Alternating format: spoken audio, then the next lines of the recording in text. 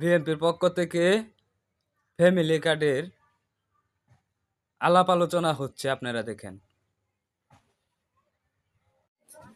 আপনারা যারা এখানে উপস্থিত হয়েছেন, আপনারা জানেন যে আগামী ফেব্রুয়ারি মাসের 12 তারিখ জাতীয় সংসদ নির্বাচন অনুষ্ঠিত হতে যাচ্ছে।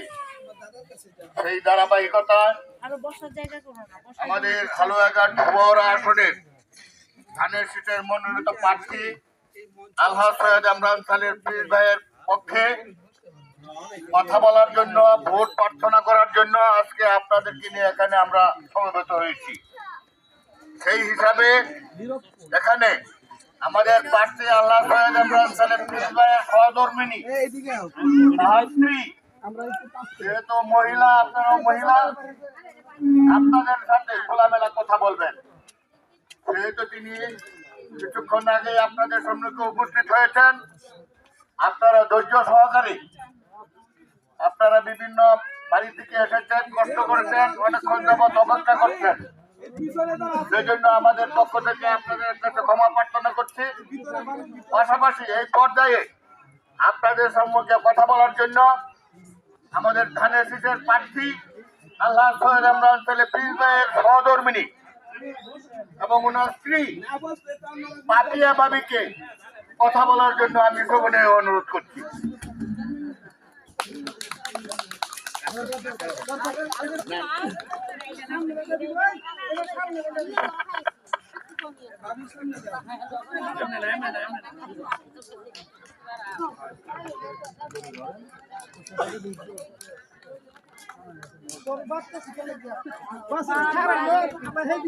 সামনে দাঁড়ালে ভালো লাগবে।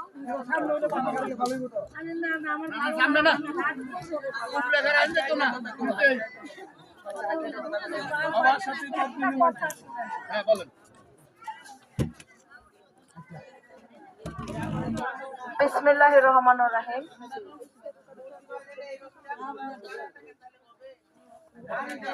প্রিয় হালুয়াঘাটবাসী, মা আইন বোনেরা, জাতিরা, আসসালামু আলাইকুম। এখানে উপস্থিত আছেন আমাদের দলের নেতৃবৃন্দ এবং মহিলা নেতৃবৃন্দ এবং এলাকাবাসী। এখানে মা, চাচা, বোন, খালা, সবাই তো কি, এটা 8 নম্বর ইউনিয়ন, ঠিক আছে? মা বোনদের আমার আসসালামু আলাইকুম। আমি হলাম আপনাদের যে জাতীয়তাবাদী দল বিএনপির মনোনীত প্রার্থী, ধানের শীষে প্রতীক নিয়ে যিনি দাঁড়িয়েছেন, আলহাজ সৈয়দ ইমরান সালেহ প্রিন্স। এই নেতাকে চিনেন তো সবাই নাকি না? সবাই তো দেখছেন তাকে। ওই যে যারা বসে আছেন তারা কি দেখেন নাই? চিনেন? সবাই হাত তুলেন। আমি ওনার সহধর্মিণী বলেন, বউ বলেন, স্ত্রী বলেন, বিবি বলেন, একই, ওনার ওয়াইফ। বসেন চাচি। তো সামনে তো আমাদের একটা নির্বাচন, নাকি? কি জাতীয় নির্বাচন, ইলেকশন। 4-5 বছর পর পর যেটা হয়।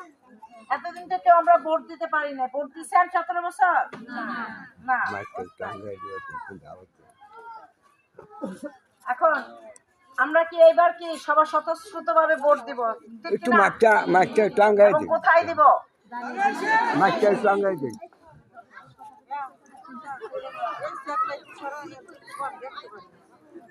এখান থেকে ভাইরা এক্সাইট হয়ে যান প্লিজ। তুমি এদিকে আও।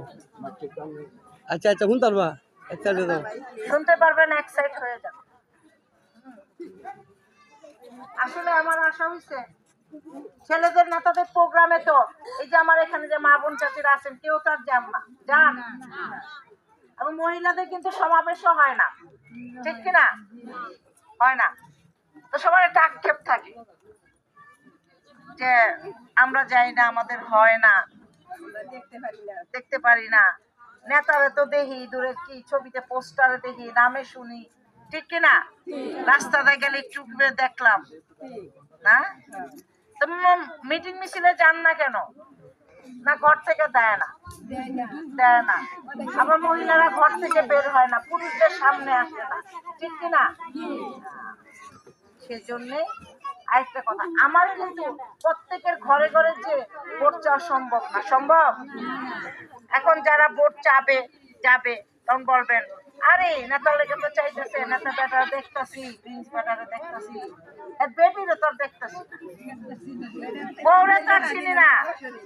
হ্যাঁ, ঠিক কিনা? আমগো কাছে তো আয় নাই।